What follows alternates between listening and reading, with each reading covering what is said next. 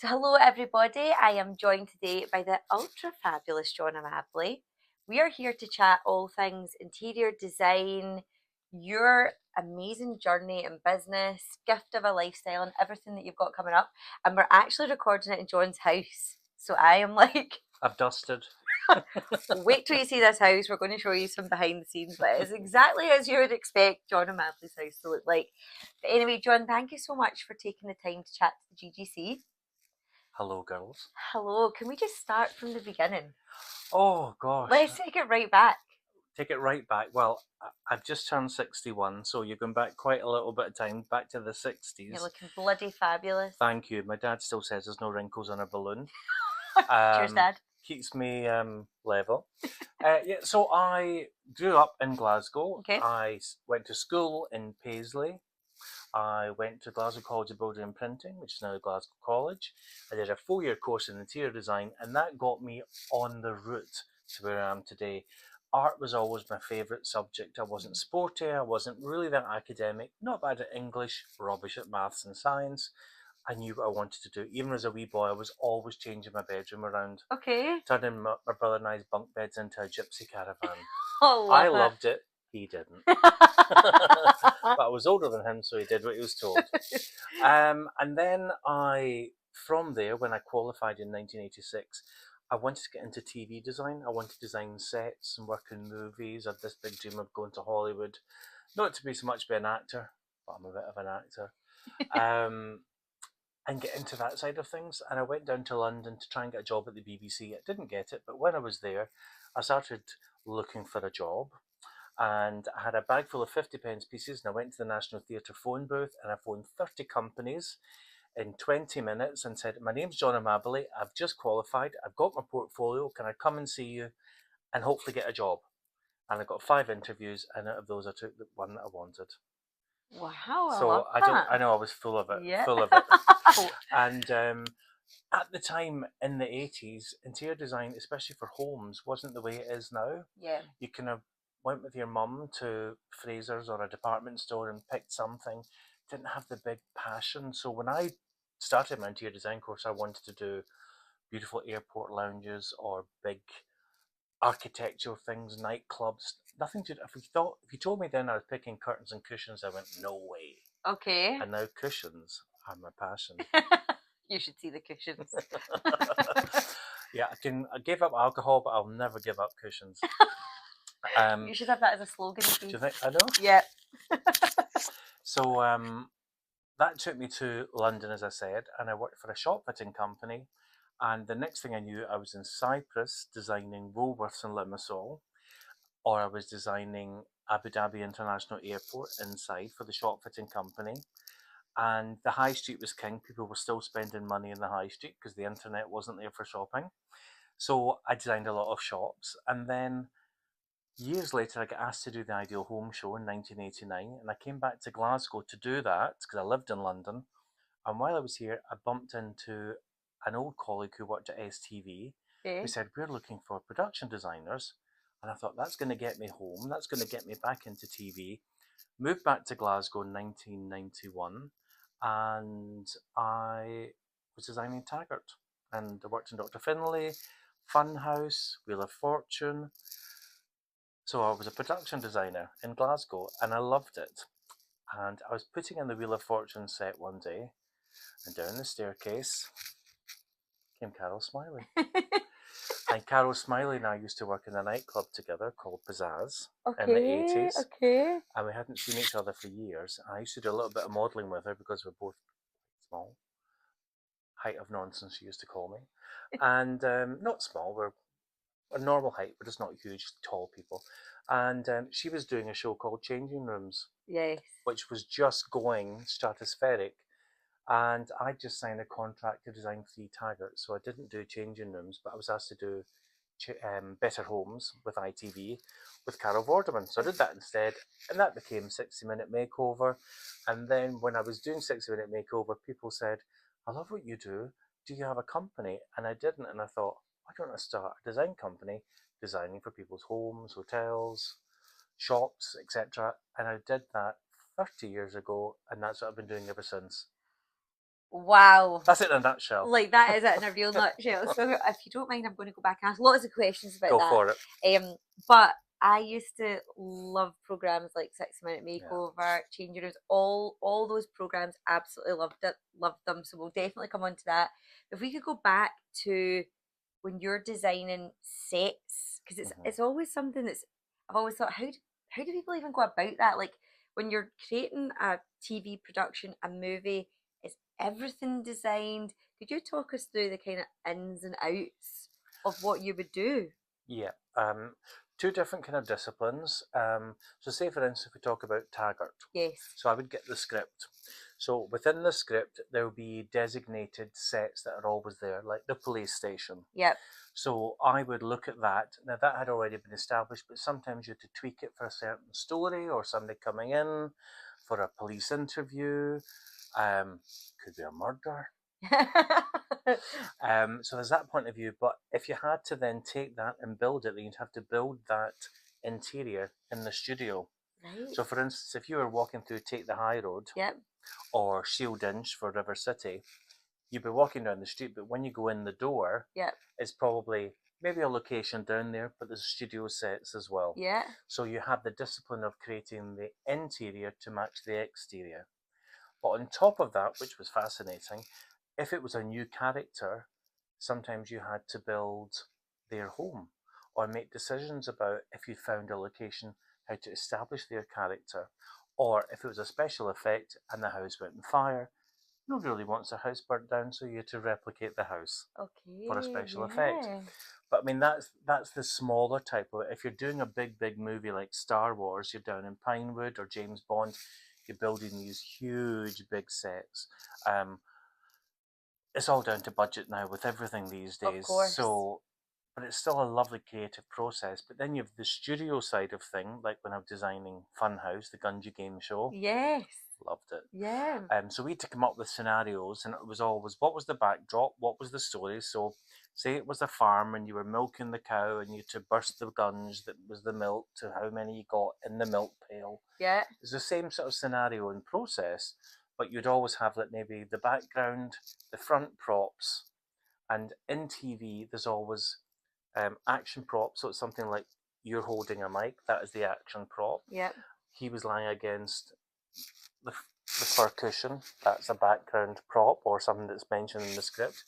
There's graphics, so it might say there's a bit of graphics there. They were reading a book or the procedure of the police report, or it would be a special effect, or maybe when we used guns, didn't use guns so much towards the end, but a special effect of maybe somebody like a car chase Yep. or an explosion. So it was great. It's a hugely creative experience. But I did love doing the light entertainment sets as well. I mean, the Wheel of Fortune, I inherited that had been designed, but I came up with a new wheel, and we got new background fans, and the letterbox needed a little bit of logistics because the knicker elastic holding together had snapped at the back. Again, it's like everything, like fur coat, and Yeah. Yeah. it's what you see in the front that's important. And that's funny with how my career developed from interior design into shows like 60 Minute Makeover, because I wanted to make sure that designs for everybody. What can you do that gives you more bang for your buck? And for me, Yes. from the producing point of view, I had to turn bad to good, black to white. There had to be a transformation, as well as it being right for the client. Yeah. Because I always, being an interior designer, people sometimes say, "What's your style?" Well, this is my style, but I'm not going to impress my style on you. Yes. You tell me what you like, and I'll help you get there. Yeah. And that's the sort, I would say, in the last 10 years, that's what I've been trying to focus on. And ever since COVID, when we were all trapped in our four walls, literally, Yeah. gave us a chance to look around and think, well, what is important? What do we need to spend on? I've come up with this slogan just now: give your home a hug, Yeah. fall in love with your home again. It doesn't have to be hundreds of thousands or tens or even thousands or hundreds of pounds. What can you do just to fall in love with your home again? And so that's how my career's kind of evolving, and probably how we met, Yes. because I'm sharing a few things, like hopefully I'll be doing some sort of design school that I'm giving back and helping you to do it. There's the gift of a lifestyle. We had a great time at the wedding fair Yes. where you turn your wedding list into a design process where I break everything down. So instead of getting a set of champagne flutes or a duvet set that you don't really need, but people want to buy you something, break it down into you need 3 rows of wallpaper, a feature mirror, 2 cushions. This is the sofa. Auntie Margaret can buy 3 rolls of wallpaper. Uncle Bob can buy the bedside lamps. Yeah. So people have been much happier knowing they're giving you something you want, and you're effectively getting the room done out of it. I think this is genius. Thank you. I think it is honestly genius because John and I obviously met at the Braehead Wedding Exhibition, and you were on the GGC stand, which we were delighted about. And you were up on stage and you were sharing this new gift proposition to couples. And I honestly, see, when you first told me about it, I thought to myself, that is going to go monumental, because I feel as though when you do put your wedding list together and you put, you just kind of, you maybe just take things from random, you kind of just put it together so that you've got one, or you don't do anything. Yep. And I think especially if somebody is already, times have changed, couples are more often than not living together before they get married. Yep. So they'll maybe have already been dwelling in a space that could do with a hug. Or it could potentially be a second marriage, third marriage, fourth marriage, whatever. So it's almost like you're kind of, you know what you want and you know what you like. So to come to you and get you, so could you actually just tell everybody the process, John? So the process is, if you're interested in this, then we engage in a booking, a Zoom or a FaceTime or a Teams call, and we engage maybe 10 to 15 minutes about who you are. Maybe you put a rough spend on it so you're not alienating people and shooting for the moon and embarrassing people. Yes. Discuss what the room is, the rough budget, the timescale of your wedding, and from that I'll come back to you and give you a mood board, which I'll show you a picture of. Love. And then you get a shopping list that people can pick away from. So you can then send people that shopping list. They'll then send you the goods. And when you've got everything and everything's in place, you could be sitting with somewhere like this and say, hey folks, look, Laura and I are just married. We're in the lovely room you help us create. Yeah, well, I Do you know, and it's so and lovely John for Amabile everybody. helped us design it. Exactly. So there's a one-off fee which I think is manageable. It's about £450.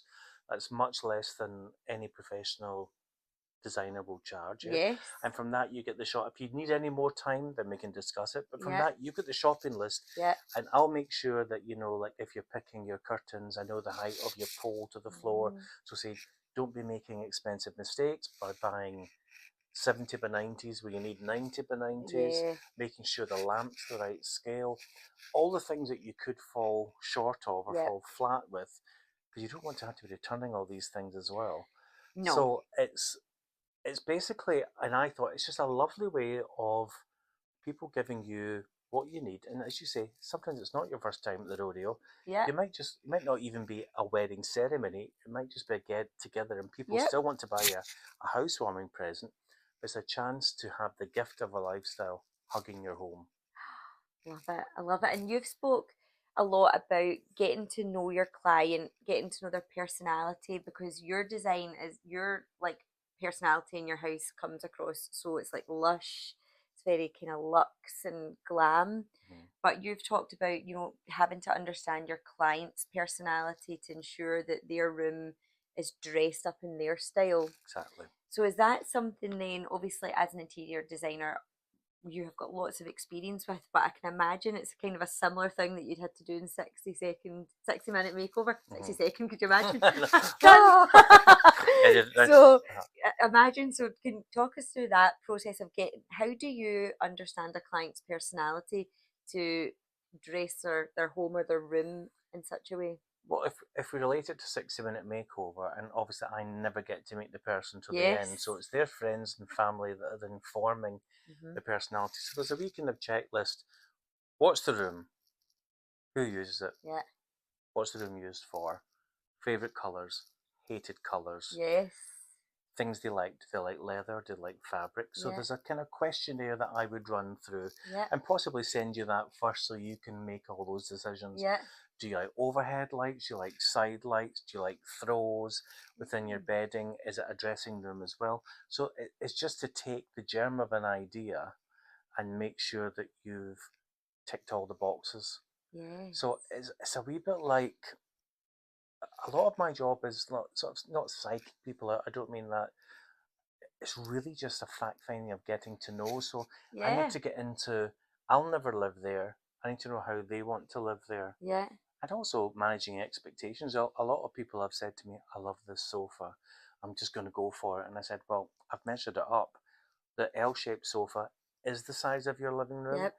A, you'll never get it in, and B, you'll never be able to move around it." So Yeah. there are things logistically, and that's where I suppose the sort of design school that's coming is going to help you with how you plan a room, how you make the features work. Because when we were doing 60-minute makeover, the camera's looking that way, so I've got to make sure that that is the big reveal. Yes. And you kind of want that as well. If you're Yeah. spending money in your house, you want people to see it. You don't want to Yeah. say you've spent £350 on a wallpaper that's behind the telly that we'll never see, or Yep. behind the sideboard, or behind a huge big headboard. So it's about getting more, here comes another phrase, more bang for your buck. Get more bang for your buck. Let you see where the money is spent. Nice. I love it. Okay, so tell us a wee bit more about the design school. I know it's still in kind of Yeah. um planning stages, but hmm could you give us a wee overview of what people can expect from that? It's an opportunity for you to come along with a project, preferably, because it's better to talk about something you're working on, or even you just want inspired and there's a future project to come.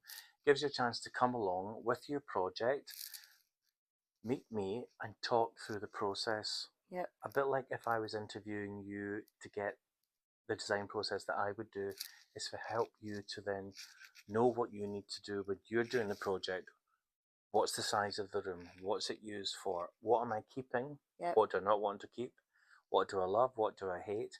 But all the logistics and all the technical side of things as well. Do you need to, if it's a kitchen, are you changing the plumbing layout? Is it an old house? Does it need rewired? The lighting layout, is it recessed lights? Is it a feature light? Making sure that you're sitting here and you're sitting there, there's no plug in the corner to, I used to say for your bedside or your side lamp, but to charge your phone, because Yes. everybody needs a charging Oh, point. and see when So you don't have it, you are raging, aren't you? I know and you've made all the decision and you've decorated. You go, I could have done with a socket in there. I know. So there's all the prep work, and my job is all about the prep work. The actual installation of the job is time consuming because you want it done properly, but it's all the prep work beforehand to make sure that the room works. Yeah. Yeah. Do you know what I love? What I love about interior design?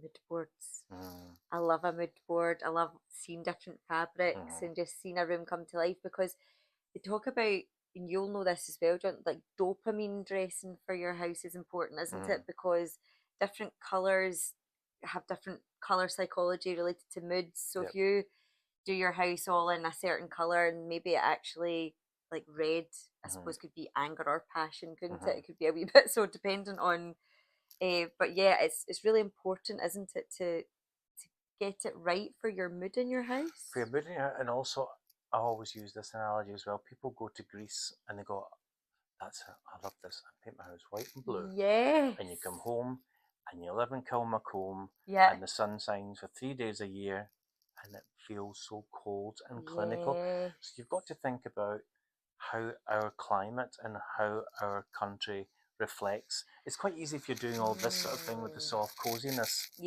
if Yes. you're trying to create something, and years ago, long before you were born, everyone was doing book room red in their hallway Okay. or doing it in their dining room. And it Yep. was great. That's great because you're walking through a hall, you're making an impact. Yep. I certainly wouldn't put red in my living room or my bedroom Okay. because unless you're trying to create some passionata, Well, yes. well, you never know. Stranger Other ways Things. of doing it. I prefer a Greg sausage roll. So dad, remember? Wins every time. But these big dramatic Yeah. leaps of Yeah. faith are great in rooms that maybe you want to make an Yep. impact, but maybe not there all the time. And equally, if you're doing your kitchen or your bathroom, you want something to be timeless. You Yeah. don't really want to be changing that again. They're the most expensive rooms in the house Yeah. and a big selling point when you go to sell. Yes. Oh, I love it. I feel as if I could literally like so when the design school launches, please You've keep got ticket us, number one. yeah, please, Mm-hmm. because I know so many of the members as well that Yeah. would want to come along to that because it's just your home is your haven. Mm-hmm. So, and like you said, in COVID, we spent so much time just looking at every single nook and cranny, didn't we? Yep. So, and you know the importance of feeling safe and comfortable in your home. So, I love this idea of the design school. I'm not a person who's good with like lamp sizes and stuff. I'm not too bad with the general look of things, Hmm. but I know with you or I, a wee zhuzh would level up on the Hmm. look. But I know that you work to every budget, and I think that that's really, really good as well, Hmm. having that kind of accessibility of whether you're going to somewhere like Dunelm or whether Hmm. you're going to somewhere like, I mean, what is like the top end luxury? Shows Well, how much I do you know. know, there's some really luxury high-end shops around Glasgow. They're Yeah, still there, and even the department stores are different yeah. levels. But you know, everyone, and what I've learned as well from the internet and Instagram and Pinterest, shop around, Shop shop around. around. But haven't we all bought something on the internet and you arrive and you think it's that Oh size, yeah. and you're looking in the box and you bring out your lamp and it's this size? Yes. So always double check. There's a rule in curtain making and dressmaking: measure twice, cut once. Mm. So the rule from that I take is double check the measurements, one, and then measure it in the room to see how it looks, and then place the order, Okay. because we've all done it. Oh, We've listen, all yeah. done it. Most recently for the GGC hub that we had, I ordered pink bins and they came as big garden bins. So I was like, my husband was like, "Did you not check the measurements?" And I was like, "No, I just looked at the I know, picture." but everyone's guilty of it. And you know, sometimes with the rigmarole of putting in your credit card and checking the delivery address, you kind of forget the rudiments and the elements that are important for any purchase. Yes. I mean, how many times have I bought trousers thinking I'm still a 30-inch waist? Oh, listen, And I've been that there. ship sailed, Yeah, I've been there myself. So Trousers I hate buying. Okay, so what's been the favourite thing in your full career oh gosh. if you had to pick one? I think it's 60-minute makeover from Okay. that point. I've got lots of really rewarding personal journeys I've gone with people's private homes, Yes. and I'm very proud of, even back down to the old Boba store in Limassol, which was like Harrods in the Oh, 80s. lovely. Do you know, they didn't have, Boba's is privately owned in Okay. Cyprus, and it was a great job. And I lived in Cyprus for 3 months while I Oh, was doing it. lovely. I just thought, This is the I'm life. just wee John Amabile from Glasgow, Not basically. What am I at doing here? all. And I You're the John absolutely Amabile. loved it. But I would say 60-minute makeover because I think it's made an impact. It certainly made an impact into how people live and what they Okay. could do, and maybe gave them the confidence to try something a bit more out of the box. And like I always say as well, if you've got a bedroom and there's a screaming mental wallpaper, put it on the headboard wall, because you only look at it, you walk into the room, but you Yeah. could still be looking at a sea of calm everywhere else. So Nice. there's, I think from that, and also I think that's how well I'm known, Yep. because I have been doing these makeovers and these changes, and I mean I've never had anyone that hated it, because I took the time to find out what they liked. They might have been surprised. I thought I wasn't expecting that. Yeah. But a lot of TV shows and some other interior designers, Lawrence Llewellyn Bowen, who did the red walls with the black and white floor, and that was great for impact, and the producers love it. But he's known for this amazing transformation Yep. but it was volatile. Yes. It wasn't right for the client. Okay. He's still a great designer, different from me. Loads of designers out there, find the one that suits you best. But I like to be known for getting it right Okay. and still pushing the boundaries, but getting it right for people, because we spend most of our lives at home. Yep. I know we love traveling, and as I said at the wedding fair, if you decide not to do gift of a lifestyle and someone gives you a voucher to go traveling, wowee. Whatever you want to do to Yes. spend your money, it's your money.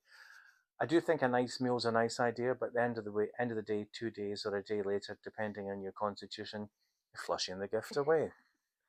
So, This is true. so yeah, that's nice to mark the occasion. And I've had lots of lovely gifts of food and events and things, but make it memorable. Yep. Do a trip or change your home. Do something with the money that actually marks the occasion. Love it. Love it. Okay. And if we were to end with a couple of interior design tips from you, John, for people that are just looking about their house right now. Hmm. What would you say that they could do to just infuse that wee bit of a hug before they come to your design school Right. or get a gift of a lifestyle? If you hate your sofa, think about how you could maybe cover it. Okay. Cushions and throws are a great way of camouflaging things that you hate, because not everybody can afford to change a sofa because Yep. it's a high expensive ticket item. Yep. But first and foremost, no matter where you are, what you're doing, declutter. Throw out what you don't need and have a look at the space. Decide on what you want to keep, and from there, decide how you want to make that change. And you can do it quite small to begin with. I was on Kay Adams' show the other day, and a woman had a black and white kitchen, but she made a mistake, and she wanted something more Italian and more vibrant. And I said, get a big blue bowl, ceramic bowl, fill it with lemons, get a couple of tea towels in your penny in blue and yellow, put it there, put some herbs or plants along the window in blue and yellow pots, just little things to see if that is your vibe. Nice. And they did it, and it made all the difference. Okay. It took it from the black and white sterile to, oh my gosh, I could be in Capri sipping a cocktail and watching the yachts come in. Divine. I know. Love it. So again, slowly, if you want to make a big colour change, do it in small areas, cushions, accessories, think if it will work. Lots of research, and don't forget to measure. Don't forget to measure. John, thank you so much for chatting. Pleasure. Will you share the information on the design school, however that may look, when that comes Absolutely. out? And obviously, we will also share information on Gift of a Lifestyle as well. Perfect. And I'll send you hundreds of pictures of how I created this place. And I must show you, you've seen the outside. Wait till you see the before and after. When I came here, even my dad said, because I lived in a lovely converted 1900s Victorian villa Wow. in the West End, to here, a 1967 built Swiss chalet house. My dad went, what a hunk of junk. Like, cheers, Dad. Thanks, Dad. 85 and still telling me what to do. Some things just don't change, do they? I'm always someone's boy.